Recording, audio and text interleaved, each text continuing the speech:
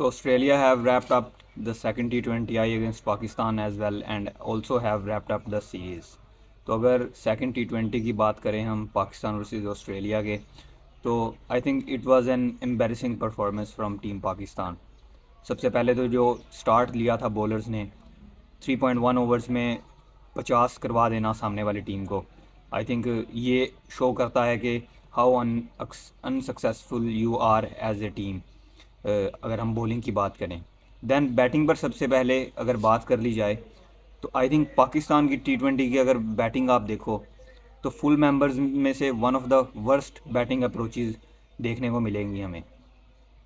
ना तो इस टीम में ठीक से एंकोर्स हैं जो कि गेम को लेकर चल सकें सवाए बाबर और रिजवान के, और ना ही इस टीम में पिंच हिटर्स हैं।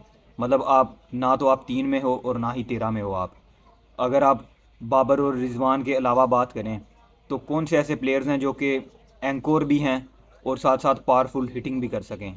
आई डोंट सी एनी अदर। बहरहाल in the end it was a very good performance from Usman Khan, क्योंकि अंडर प्रेशर उन्होंने जो वैल्यूएबल पार्टनरशिप लगाई इरफान खान के साथ एंड ऑल्सो इरफान खान, उन्होंने एंड तक वो लड़ते रहे, लेकिन उनको वो अकेले बहुत मुश्किल था उनके लिए मैच निकालना।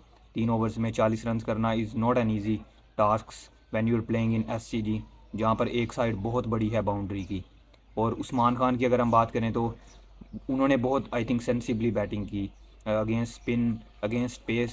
पहले तो इनिंग्स को बिल्ड किया उन्होंने अपनी, और फिर जिस तरह की शॉट्स वो लगा रहे थे तो I think he could be a bright prospect for Pakistan batting unit in T20s। क्योंकि मिडल ऑर्डर में पाकिस्तान की अगर आप बात करो तो Pakistan don't have players like Usman जो कि आपको साथ साथ इनिंग्स को भी बिल्ड करके चलें और पार हिटिंग भी कर सकें। तो उस्मान खान आई थिंक एक ऐसे एट नंबर 4 फिट हो सकते हैं जो कि मिडिल ऑर्डर को थोड़ा सा बूस्ट अप कर सकते हैं। देन आप बात करो, सबसे पहले तो ओपनिंग पेयर की बात करते हैं। ओपनिंग पेयर की बात करो तो हम एक्सपेक्ट कर रहे थे कि बाबर और रिजवान का ओपनिंग पेयर शायद अब टूट चुका है और इनमें से एक ही ओपन करेगा, जो कि पिछले मैच में ऑब्वियसली मोहम्मद रिजवान आए थे साथ ओपनिंग करने विद फरहान, साहिबजादा फरहान। तो लेकिन इस मैच में फिर बाबर और रिजवान साथ में ओपनिंग करते हुए दिखाई देते हैं। तो ये मुझे समझ नहीं आता कि क्यों इनके साथ परसिस्ट किया जा रहा है, जबकि आप क्लियरली देख सकते हो कि हमारा मिडल ऑर्डर है जो वो इनएक्सपीरियंस है, और मिडल ऑर्डर के ऊपर आप कभी भी भरोसा भी नहीं कर सकते कि क्या वो आपको 20 ओवर पूरे खेल कर देगा भी या नहीं।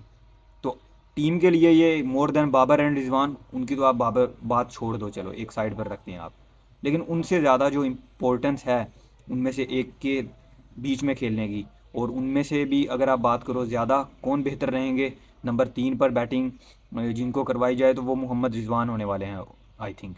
क्योंकि वो एक ऐसे प्लेयर हैं जो कि स्पिन को बेटर खेलते हैं एज़ कम्पेयर टू बाबर, या फिर आप बाकी पाकिस्तान बैटर्स के साथ भी उनको कंपेयर करो, और वो आई थिंक डेथ में भी बाबर से ज़्यादा पार हिटिंग कर सकते हैं। ये मैं कई बार ये चीज़ मैं कह चुका हूँ, तो इसलिए रिजवान का नंबर 3 पर होना आई think it's crucial for Pakistan. और आप बाबर के साथ एक पावरफुल हिटर को यहाँ पर ट्राई कर सकते हो।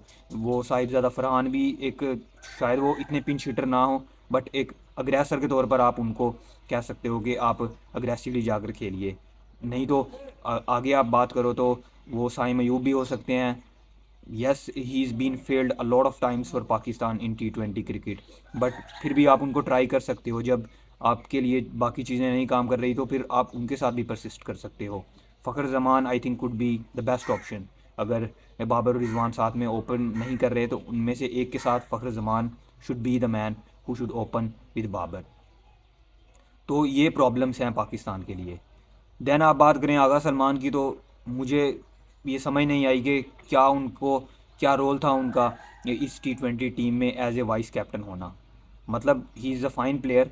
ODIs में आपने उनको वाइस कैप्टन बनाया, चलिए ठीक है। वहाँ पर भी अगर आप ऑनेस्टली बात करो तो मेरिट पर बात करो तो शाहीन का वहाँ पर हक बनता था वाइस कैप्टन होना, क्योंकि he is been the vice captain of T20 के कैप्टन भी उनको बनाया गया, तो उनको वाइस कैप्टन रखा जा सकता था। बट ODIs में चलिए आपने आगा सलमान को वाइस कैप्टन बनाया, तो उस पर ज़्यादा मैं नहीं बहस करने वाला।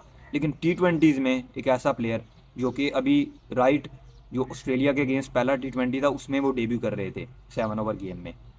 मतलब एक प्लेयर के पास ज़ीरो एक्सपीरियंस है पाकिस्तान T20s का, इंटरनेशनल T20Is का, लेकिन फिर भी आप स्टिल उस प्लेयर को कैप्टन बना रहे हो, and he is not having, he does not have the reputation of being a really big heater.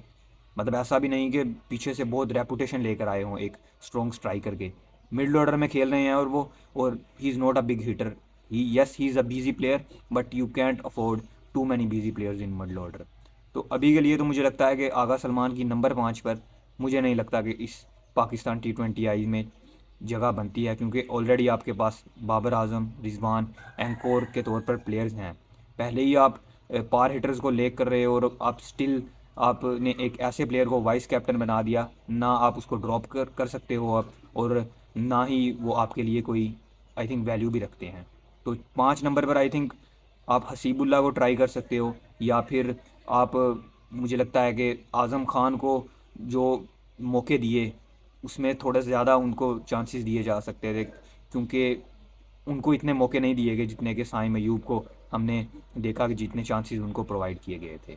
तो ये तो प्रॉब्लम्स हैं बैटिंग में ये प्रॉब्लम सॉर्ट आउट होनी चाहिए अगर पाकिस्तान T20s में एक इवन के एक एवरेज टीम भी बनना चाहती है। एक बेहतरीन टीम तो मैं बाद में इसकी तो बात करेंगे हम। बॉलिंग में बात करें तो शाहीन एंड नसीम डेफिनेटली तौर पर लेक कर रहे हैं अपने स्ट्रेंथ को, और ओवर एंड ओवर हम शाहीन की तो हम पिछले 1.5-2 साल से बात कर रहे हैं कि उनकी पेस गिरी है, नए गेंद से उनको विकेट्स नहीं मिल रहे, बट अब सेम चीज़ हम ये नसीम शाह के साथ भी देख रहे हैं over the past few months. तो ये I think it's not a good thing for Pakistan cricket. Haris Rauf, he is proving that why he is the best bowler in Australia. Sufiyan Muqeem का रिटर्न हुआ था काफ़ी देर के बाद पाकिस्तान T20s में, तो उन्होंने बेहतरीन बॉलिंग की। और जब ऐसे मौके पर जब Pakistan do not have any quality spinner, Shadab Khan एक लंबे टाइम से स्पिनर रहे हैं पाकिस्तान के, लेकिन उनको रिप्लेस करना और वहाँ पर ऑस्ट्रेलिया जैसी सरजमीन पर और ऑस्ट्रेलिया जैसी टीम के अगेंस्ट ऐसी परफॉर्मेंस देना, I think it's very good thing for you as a bowler. Then Abbas Afridi was also good, और 4 फास्ट बॉलर्स जो खिलाए गए थे उसको जस्टिफाई ज़रूर किया, बट आई थिंक यहाँ पर ऑलराउंडर जो होना चाहिए था 7 नंबर पर वो पाकिस्तान ने ले किया, और अगर ऑलराउंडर होता 7 पर तो इस मैच का रिज़ल्ट डिफरेंट हो सकता था, क्योंकि इरफान खान के साथ अगर कोई बैटिंग जो कर सकता थोड़ी सी एंड में जो 3 ओवर्स थे, तो चेज़ हो सकता था ये target. It was not an impossible target to chase down. Series already Pakistan हार चुका है। अगले मैच में मैं एक्सपेक्ट करूँगा कि हसीबुल्ला को वापस लाया जाए और मिडल ऑर्डर में लाया जाए। ओपनिंग में उनको अब ना ट्राई करें, क्योंकि ओपनिंग में आप अगर आप ट्राई करेंगे तो फिर ओपनर्स पहले ही बहुत ज़्यादा हैं आपके पास, फिर आप उनको एक नए ओपनर को उसमें लाकर घुसा दोगे, तो उनको आई थिंक सलमान अली आगा को तो आप अब नहीं ड्रॉप कर सकते, लेकिन आप हसीबुल्ला को किसी ना किसी तरह से मिडल ऑर्डर में रखिए 4 या 5 पर, जिस तरह भी वो सेटल होते हैं। चाहे वो साहिबजादा फरहान को आप बाहर बिठाकर उस्मान का एक नंबर ऊपर करें, लेकिन हसीबुल्ला को I am really eager to see him in middle order for Pakistan T20s।